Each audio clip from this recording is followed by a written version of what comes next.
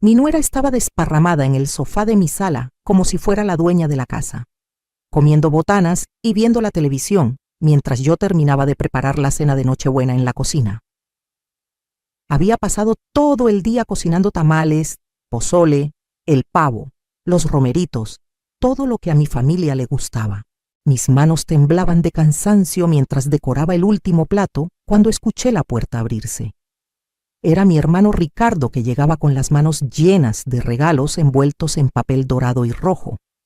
Sus ojos recorrieron la sala buscándome y su rostro se llenó de confusión al no encontrarme de inmediato. Entonces lo escuché gritar desde la entrada con voz alarmada: «¿Dónde está tu mamá?». Mi hijo Sebastián salió del cuarto con una sonrisa burlona en el rostro y respondió con un tono tan frío que me heló la sangre. La mandé a la calle. No servía para nada aquí. Necesitábamos el espacio. El silencio que siguió fue ensordecedor. Mi hermano dejó caer los regalos al piso y caminó lentamente hacia Sebastián. Yo salí de la cocina en ese momento con el delantal todavía puesto, las lágrimas rodando por mis mejillas. Mi nuera ni siquiera se movió del sofá. Simplemente me miró con desprecio y siguió comiendo como si nada. Pero lo que ninguno de ellos sabía era que mi hermano Ricardo no era un hombre cualquiera. Era un juez recién jubilado, un hombre que había pasado 40 años de su vida combatiendo las injusticias, conocido en todo el estado por no dejar pasar ni una sola falta a la ley o a la dignidad humana. Vi cómo sus ojos se oscurecieron de una forma que solo había visto una vez antes, cuando alguien había intentado estafarme años atrás. Sacó su teléfono celular del bolsillo y marcó un número. La llamada duró menos de 30 segundos. Solo dijo: «Ya llegué. Necesito que vengas ahora mismo a esta dirección», y después colgó.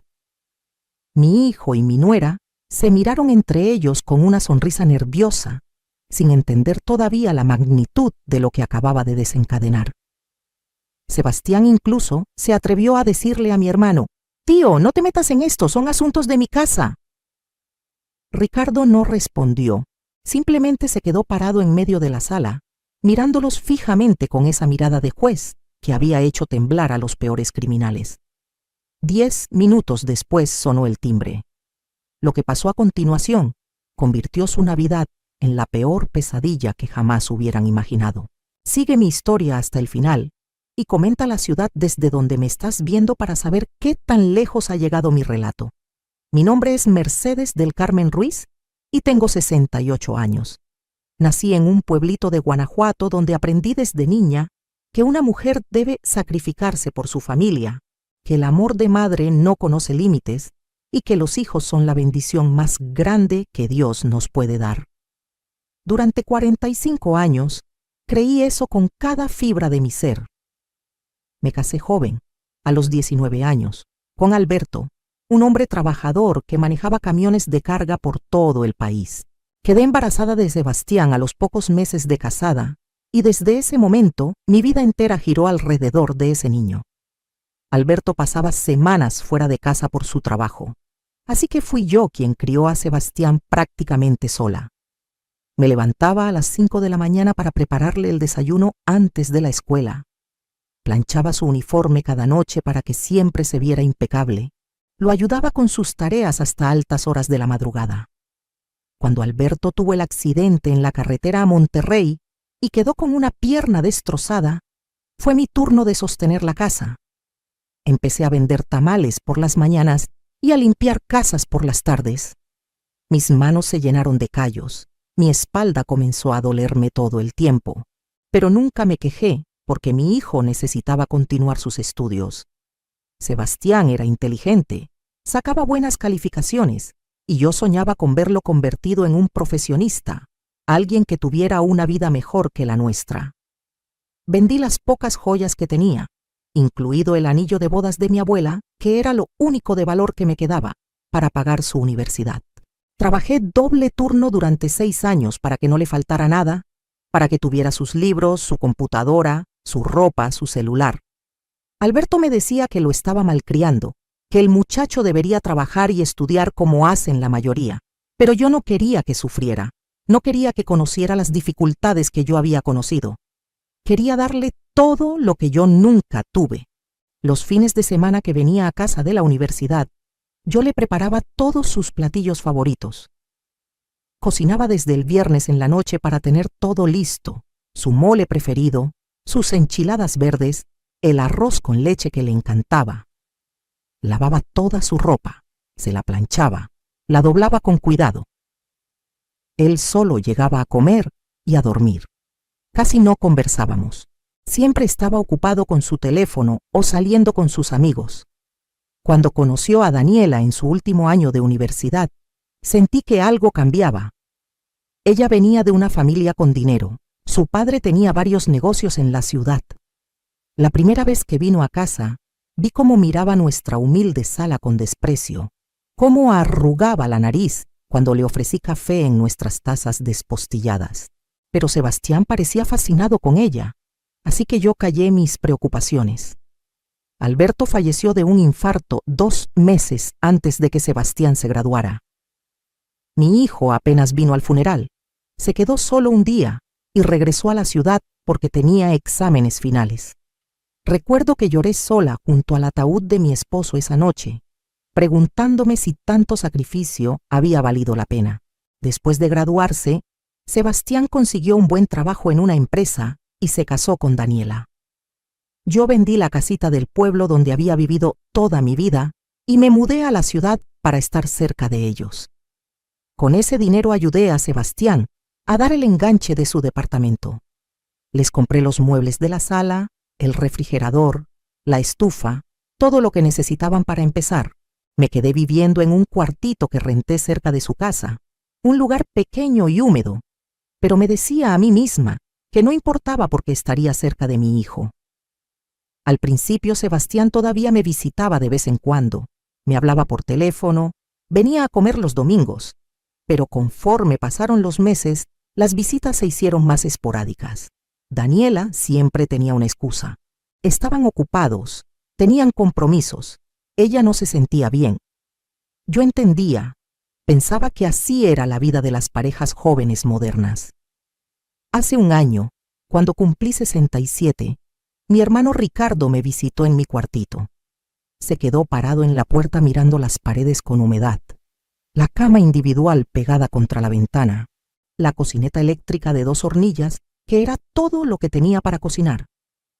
Me preguntó por qué vivía así cuando le había dado tanto dinero a Sebastián. Le dije que mi hijo necesitaba ese dinero más que yo, que estaba construyendo su futuro.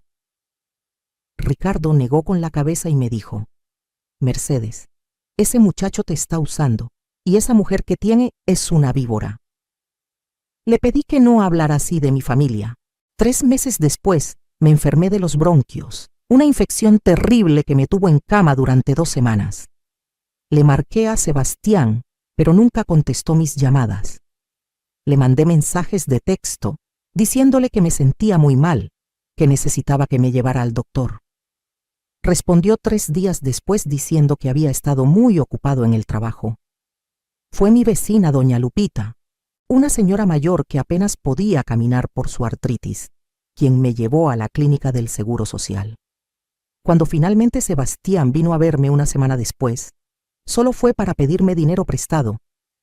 Dijo que Daniela quería remodelar la cocina del departamento y que necesitaban 50,000 pesos. Le dije que ya no tenía ahorros, que había gastado todo en sus estudios y en ayudarlos con el departamento. Se enojó tanto que azotó la puerta al salirse. Pasaron 4 meses sin que supiera nada de él. En mayo Daniela quedó embarazada y Sebastián me habló para darme la noticia. Sentí que mi corazón se llenaba de alegría. Pensé que un bebé los acercaría nuevamente a mí, que volvería a ser parte de su vida. Me ofrecía ayudarlos con todo lo que necesitaran. Durante los meses del embarazo, trabajé haciendo costuras para otras personas, vendiendo gelatinas y postres para juntar dinero. Quería comprarle cosas bonitas a mi futuro nieto. Conseguí hacer 12,000 pesos y con eso les compré la carriola que Daniela había visto en una tienda departamental. Pañales, ropa, biberones, todo lo que una abuela amorosa quiere darle a su nieto. Cuando llevé las cosas al departamento, Daniela apenas me dio las gracias. Las dejó tiradas en un rincón y siguió viendo su teléfono. Sebastián ni siquiera salió de su cuarto a saludarme. Después del nacimiento del bebé pensé que me llamarían para conocer a mi nieto, pero pasaron 2 semanas y nada. Tuve que ir yo al departamento sin avisar. Toqué el timbre varias veces hasta que Daniela abrió la puerta con cara de fastidio. El bebé estaba llorando en la habitación. Le pregunté si podía ayudarla, si necesitaba que cuidara al niño para que ella descansara. Me dijo que no, que ya tenían todo bajo control, y cerró la puerta en mi cara. Volví a mi cuartito y lloré toda la noche. En septiembre, el dueño del edificio donde rentaba me avisó que iba a vender la propiedad y que tenía que desocupar en 2 meses. Entré en pánico, porque con mi edad y mis pocos ingresos sería muy difícil encontrar otro lugar. Le marqué a Sebastián llorando, explicándole mi situación. Hubo un largo silencio del otro lado de la línea y luego dijo: «Aguántame, voy a hablar con Daniela». Me llamó 2 días después y me dijo que podía irme a vivir con ellos temporalmente mientras encontraba algo. Sentí un alivio tan grande que no presté atención a la frialdad en su voz. Empaqué mis pocas pertenencias en 3 cajas de cartón y me mudé a su departamento en noviembre. Desde el primer día, Daniela dejó muy claro que mi presencia no era bienvenida. Me asignaron un pequeño cuarto de servicio junto a la cocina, un espacio sin ventanas que antes usaban como bodega. Había cajas apiladas hasta el techo y apenas cabía el colchón inflable que Sebastián puso en el piso para mí. No me quejé. Agradecí tener un techo. Les dije que para ganarme mi lugar yo haría todos los quehaceres de la casa. Cocinaría, limpiaría, cuidaría al bebé, lo que necesitaran. Daniela sonrió por primera vez y dijo: «Perfecto, porque justo estaba pensando en contratar a alguien para que haga todo eso». Así comenzó mi pesadilla. Me levantaba a las 6 de la mañana para preparar el desayuno de Sebastián antes de que se fuera al trabajo. Luego limpiaba toda la casa, lavaba la ropa, planchaba, hacía las compras. Daniela se quedaba en cama hasta las 11 o 12 del día, viendo series en su tablet mientras yo cuidaba al bebé. Cuando la criatura lloraba en la noche, Daniela golpeaba la pared y gritaba: «Mercedes, cállalo». Yo me levantaba a mecerlo, a cambiarle el pañal, a darle su biberón. Algunas noches no dormía más de 3 horas seguidas. Una tarde de principios de diciembre, mientras limpiaba la sala, escuché a Daniela hablando por teléfono con su madre. Decía: «No te imaginas qué conveniente es tener a la suegra aquí. Es como tener una sirvienta gratis, hace todo y ni siquiera tenemos que pagarle». Se rió con esa risa cruel que ya conocía bien. Sentí que algo se rompía dentro de mí. Esa noche, acostada en mi colchón inflable en ese cuarto oscuro y sin ventanas, tomé una decisión. Saqué de debajo del colchón una caja de metal oxidada que había traído conmigo cuando me mudé. Adentro había documentos que nadie más conocía, papeles que guardaba desde hacía años. Verán, hay cosas de mi vida que nunca le conté a Sebastián, cosas que consideré innecesarias porque creí que jamás las necesitaría.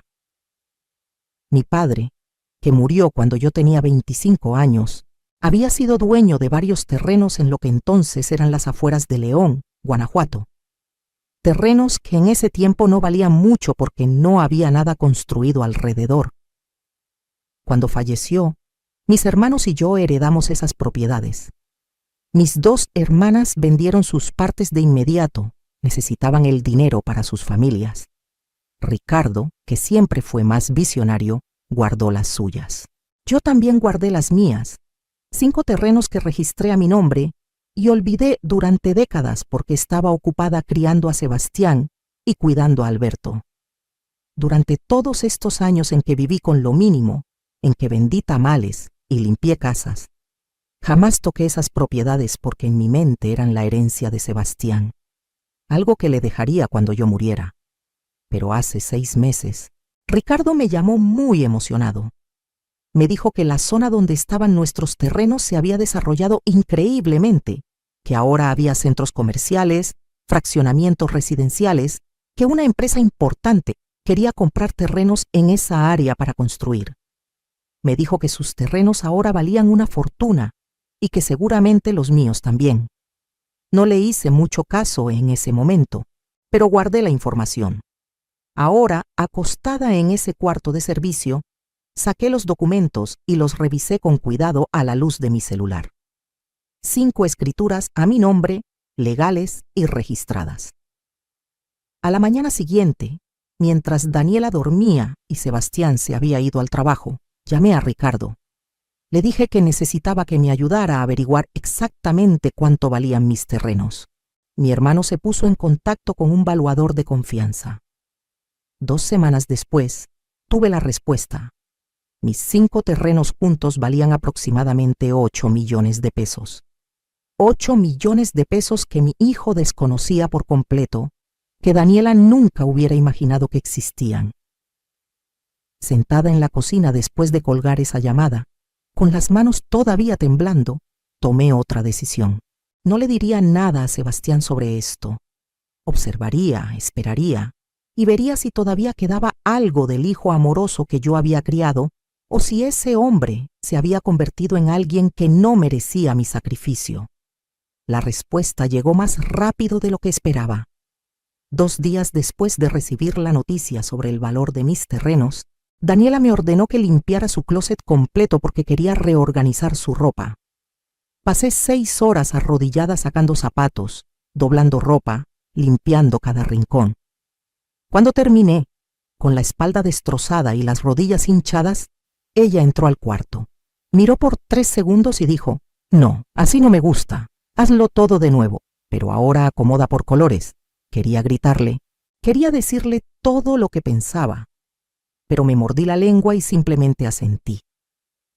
Mientras volvía a sacar toda la ropa, sonreí para mis adentros pensando en los documentos escondidos debajo de mi colchón.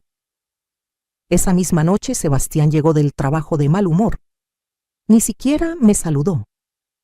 Daniela le dijo que la cena que yo había preparado, un pollo en mole que había tardado 3 horas en cocinar, se veía asquerosa. Sebastián probó un bocado y lo escupió en el plato diciendo que sabía horrible, que yo ya estaba muy vieja y que hasta para cocinar servía. Tiró su plato en el fregadero con tanta fuerza que se rompió. Les pedí disculpas con la cabeza agachada, recogí los pedazos de plato y me fui a mi cuarto. Pero en lugar de llorar como hubiera hecho antes, saqué mi celular y le mandé un mensaje a Ricardo. «Necesito tu ayuda para vender los terrenos, lo más pronto posible». Mi hermano me llamó de inmediato preguntando qué había pasado, si estaba bien. Le dije que estaba perfecta, que nunca había estado mejor, pero que necesitaba su discreción absoluta. Ricardo entendió sin que le explicara más. Al día siguiente, mientras Sebastián trabajaba y Daniela se fue al salón de belleza, dejándome cuidando al bebé, Ricardo vino al departamento. Trajo consigo a un notario de confianza y a un comprador interesado en mis terrenos. Firmamos todos los papeles preliminares en la mesa del comedor, la misma mesa donde cada noche me hacían sentir que no valía nada.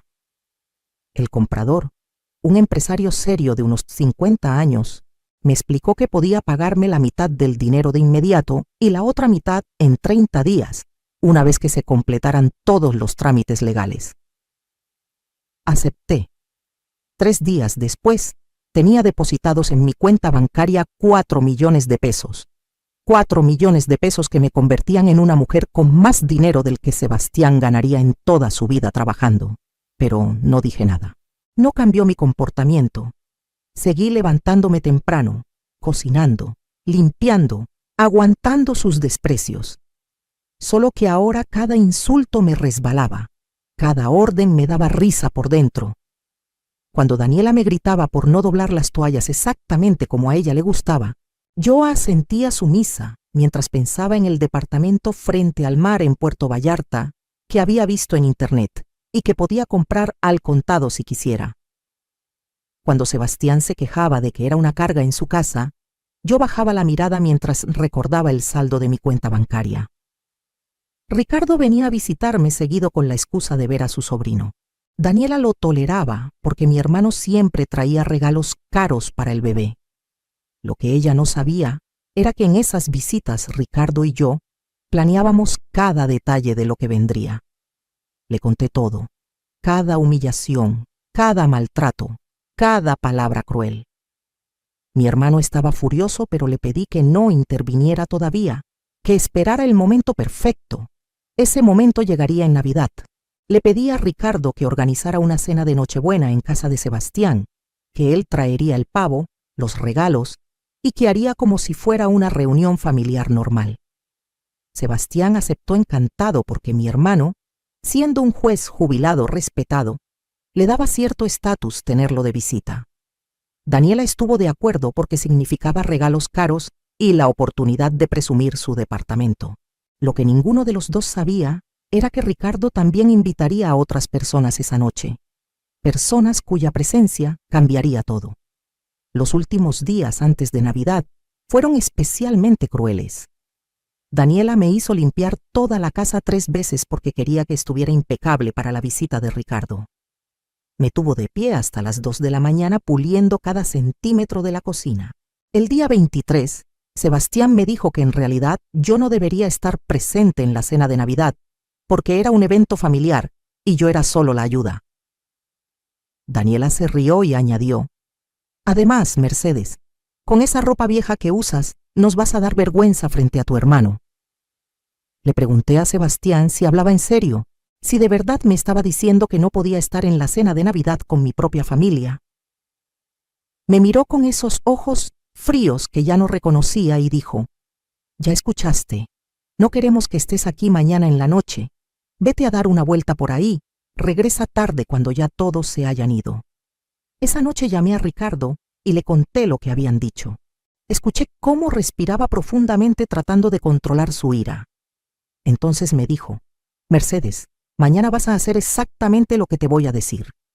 La tarde del 24 de diciembre me levanté temprano como siempre y preparé toda la comida para la cena.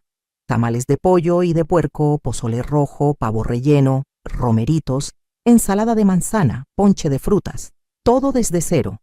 Daniela bajó a la cocina al mediodía, probó el pozole y dijo que le faltaba sal, que todo lo hacía mal. Yo sonreí y le agregué más sal. A las 5 de la tarde, cuando ya todo estaba listo y la mesa puesta con el mantel navideño que yo misma había bordado años atrás, Sebastián entró a la cocina y me dijo: «Ya vete, Ricardo va a llegar en 1 hora y no queremos que estés aquí». Me quité el delantal lentamente, me lavé las manos y caminé hacia mi cuarto. Daniela ya estaba desparramada en el sofá de la sala, con unos pants deportivos carísimos y comiendo botanas directamente de la bolsa, dejando migas por todos lados. Había pasado todo el día en el salón haciéndose las uñas y el cabello mientras yo cocinaba. Tomé mi bolsa, mi suéter y salí del departamento sin decir palabra. Pero no me fui lejos. Bajé al estacionamiento y me subí al coche de Ricardo, que ya estaba esperándome ahí según lo planeado. Nos estacionamos en la calle de enfrente, con vista a la entrada del edificio. A las 6 en punto vimos llegar a Ricardo con las manos llenas de bolsas de regalos envueltos en papel dorado y rojo. Subió al departamento. Desde el coche no podíamos escuchar lo que pasaba adentro, pero Ricardo me había prometido que grabaría todo en su teléfono.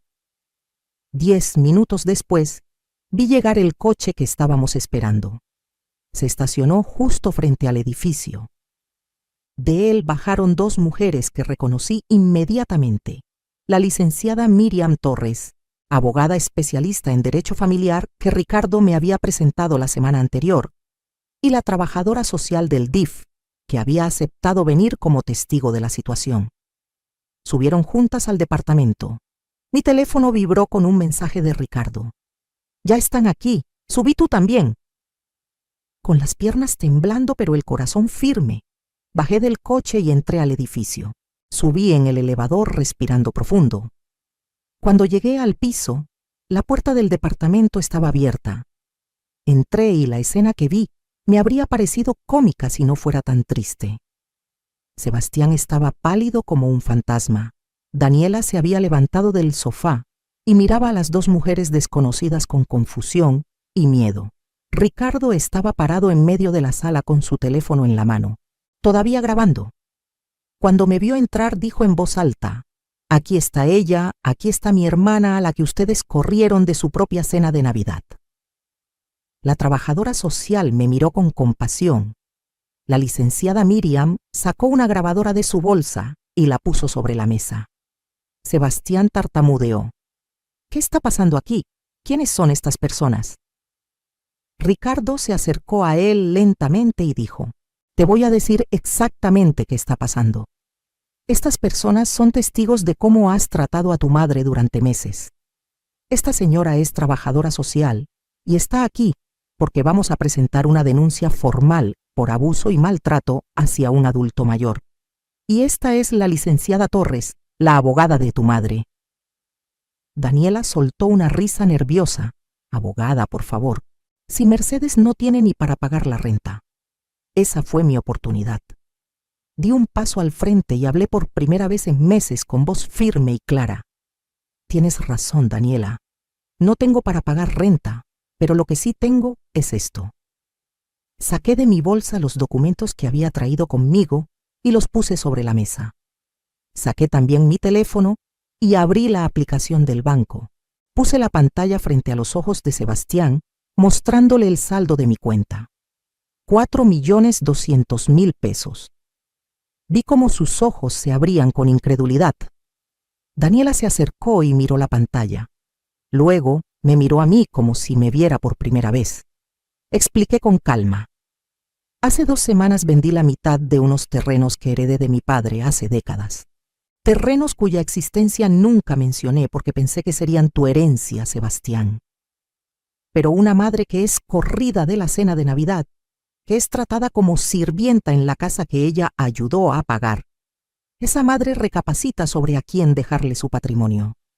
Ricardo continuó: «Y eso no es todo, no es. Todavía le faltan otros 4 millones de pesos por cobrar cuando se complete la venta el mes que viene. Además de 3 terrenos más que todavía no vende y que valen fácilmente otros 6 millones. Tu madre, a la que llamaste inútil, a la que corriste como si fuera basura, tiene más dinero del que tú verás en toda tu vida». El silencio que siguió fue absoluto. Vi cómo Sebastián hacía cuentas mentalmente, cómo su cara pasaba de la incredulidad a la comprensión y luego al pánico absoluto. Daniela también estaba haciendo cuentas, y en sus ojos vi algo que nunca había visto antes: miedo. La licenciada Miriam tomó la palabra. «Señora Mercedes ha documentado cada maltrato, cada humillación, cada abuso verbal. Su hermano, el juez Cortés, me ha mostrado videos y grabaciones. Tenemos testimonios de vecinos. Esto es suficiente para proceder legalmente». Sebastián trató de acercarse a mí. «Mamá, yo no. Nosotros no sabíamos. Si hubiéramos sabido». Lo interrumpí. «Si hubieran sabido qué, hijo. Si hubieran sabido que tengo dinero, me habrían tratado diferente. El respeto y el amor se compran con dinero. ¿Soy tu madre solo cuando te sirvo para algo?». Las lágrimas corrían por mi cara, pero esta vez no eran lágrimas de tristeza, sino de liberación. Ricardo puso su mano en mi hombro. «Mercedes ya no vive más aquí. Se viene conmigo esta noche. Y antes de que salga, quiero que sepas, Sebastián, que tu madre gastó hasta el último centavo que tenía en darte una educación, vendió las joyas de su abuela, trabajó hasta destruirse la salud. ¿Y así le pagas?». La trabajadora social añadió: «Voy a incluir en mi reporte que también hay un menor de edad en este hogar y que me preocupa el ambiente en el que está creciendo». Daniela palideció al escuchar esto. «No, no pueden quitarme a mi hijo. Nadie va a quitarte nada», dijo la licenciada Miriam, «siempre y cuando demuestren que pueden ser mejores personas y mejores padres. Esta es su advertencia». Esa noche me fui del departamento de Sebastián con las pocas pertenencias que tenía, con mi dignidad restaurada y con mi hermano sosteniéndome del brazo. No miré atrás. Me quedé en casa de Ricardo las primeras semanas mientras decidía qué hacer con mi vida y mi futuro. Sebastián me llamó todos los días durante el primer mes. Al principio eran llamadas llenas de excusas y justificaciones. Después se volvieron súplicas llorosas pidiéndome perdón. Luego intentó la manipulación emocional, que su hijo me necesitaba, que él me necesitaba, que Daniela estaba arrepentida. Contesté algunas llamadas, escuché lo que tenía que decir, pero no regresé. En enero, cuando recibí los otros 4 millones de pesos de la venta completa de los terrenos, tomé decisiones importantes sobre mi futuro. Primero compré un departamento precioso de 2 habitaciones en una zona tranquila de Querétaro, cerca de Ricardo, pero con mi propia independencia. Tiene una terraza con vista a las montañas donde puse plantas y donde tomo mi café cada mañana viendo el amanecer. Por primera vez en mi vida, tengo un espacio que es completamente mío, decorado a mi gusto, lleno de luz y paz. Contraté a la licenciada Miriam para que manejara todos mis asuntos legales.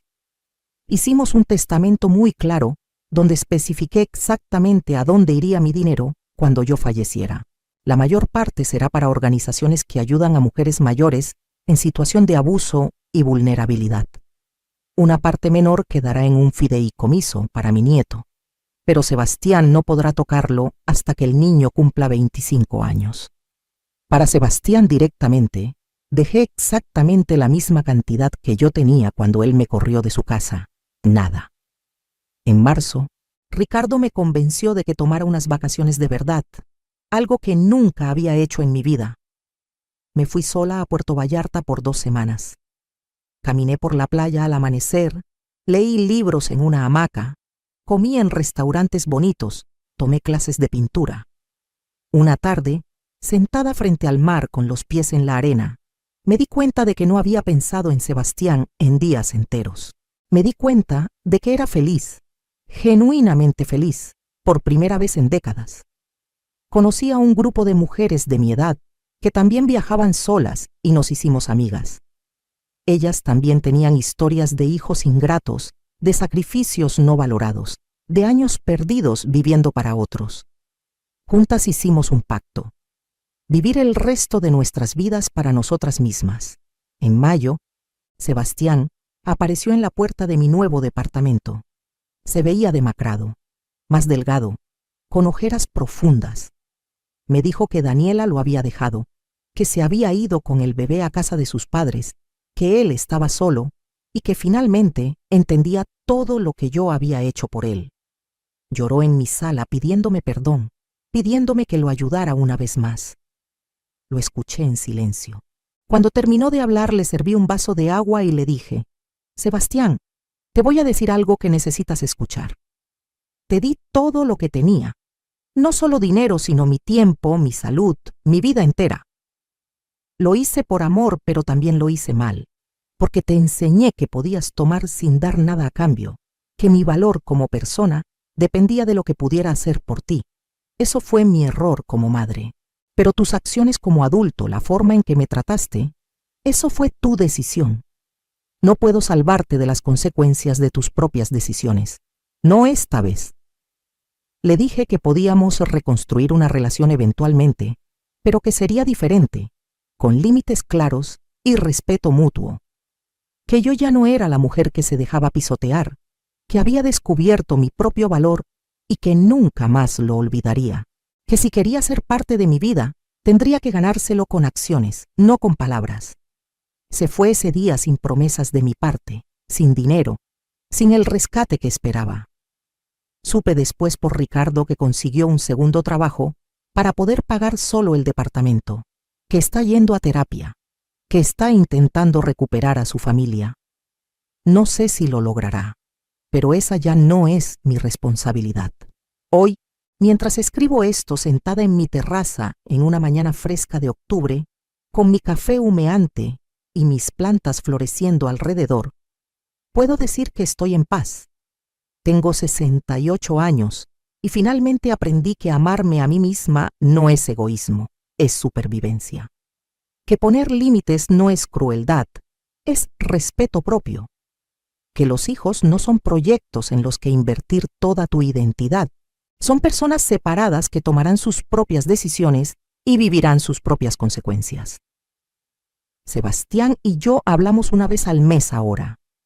Las conversaciones son cordiales pero distantes.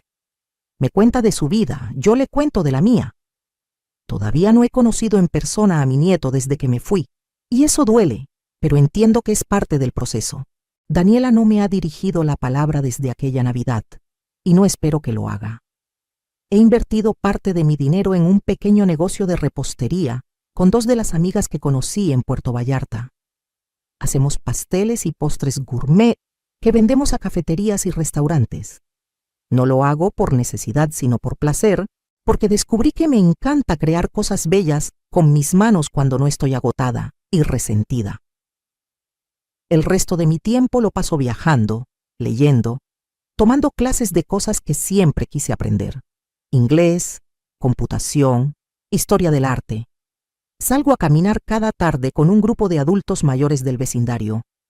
Voy al cine sola los martes porque hay descuento. Cocino solo cuando quiero y solo lo que me gusta a mí. Vivo, finalmente, para mí misma. Ricardo dice que estoy irreconocible, que parezco 10 años más joven, que mis ojos brillan de una forma que no veía desde que éramos niños. Tiene razón. Es increíble lo que sucede cuando dejas de cargar el peso de las expectativas de otros, cuando dejas de medirte por cuánto puedes sacrificar. La trabajadora social cerró el caso después de verificar que yo estaba bien y que el bebé no estaba en peligro. La licenciada Miriam se volvió mi amiga además de mi abogada. Me invita a cenar con su familia, me incluye en reuniones con otras mujeres que han pasado por situaciones similares. He descubierto una comunidad entera de mujeres de mi edad que también están reescribiendo sus vidas después de años de dar sin recibir. A veces, en las noches tranquilas, pienso en aquella Nochebuena cuando estaba arrodillada en mi cuartito oscuro sin ventanas, sintiéndome invisible e inútil. Pienso en cómo el descubrir mi propio valor, literalmente y figurativamente, cambió el curso de mi vida. No fue el dinero lo que me salvó, fue la revelación de que yo merecía más, de que mi vida tenía valor más allá de lo que pudiera hacer por otros. El dinero solo me dio la libertad de actuar según esa revelación. Les cuento esta historia no para que sientan lástima por mí, sino para que entiendan que nunca es tarde para defenderte, para poner límites, para decir basta. No importa si tienes 68 años o 90, si tienes dinero o no, mereces respeto, mereces dignidad, mereces vivir con paz. Y si tienes hijos a los que les has dado todo, recuerda esto: amarlos no significa desaparecer tú. Sacrificarte no significa destruirte. Darles oportunidades no significa permitir que te maltraten. El verdadero amor, el amor sano, incluye respeto mutuo y límites claros. Si yo pudiera hablar con la Mercedes de hace un año, esa mujer rota que dormía en un colchón inflable en un cuarto de servicio, le diría: resiste, porque viene algo mejor. Le diría que su valor no depende de cuánto aguante, sino de cuánto se valore a sí misma. Le diría que decir no es una oración completa. Le diría que está bien ser egoísta a veces, especialmente después de toda una vida de ser desinteresada. Y tú, que estás leyendo o escuchando esto, ¿qué harías en mi lugar? ¿Has permitido que alguien te trate como yo permití que me trataran? ¿Has descubierto tu propio valor? ¿O todavía lo mides por lo que haces por otros? Comenta abajo, cuéntame tu historia, dime desde qué ciudad me lees, porque todas estas historias, todas estas experiencias, nos conectan y nos recuerdan que no estamos solas. Hoy desperté en mi cama cómoda, en mi departamento lleno de luz, sin tener que cocinar para nadie más que para mí misma. Voy a pasar el día como yo quiera, rodeada de personas que me valoran, haciendo cosas que me dan alegría.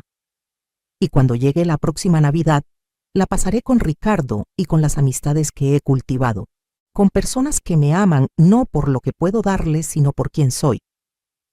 Esa Nochebuena del año pasado fue la peor noche de mi vida, pero también fue el principio de mi liberación. A veces necesitamos tocar fondo para encontrar la fuerza de levantarnos. A veces necesitamos perderlo todo para descubrir lo que realmente importa. Y a veces necesitamos que nos rompan el corazón para finalmente aprender a valorarnos. Valió la pena cada lágrima, cada humillación, cada momento de dolor porque me trajeron hasta aquí, hasta esta vida que finalmente es mía. Y si estás pasando por algo similar, quiero que sepas que tú también puedes llegar aquí. Tú también mereces tu propia terraza con vista a las montañas, literal o metafóricamente. Tú también mereces paz. Nunca es tarde para comenzar de nuevo. Nunca es tarde para elegirte a ti misma.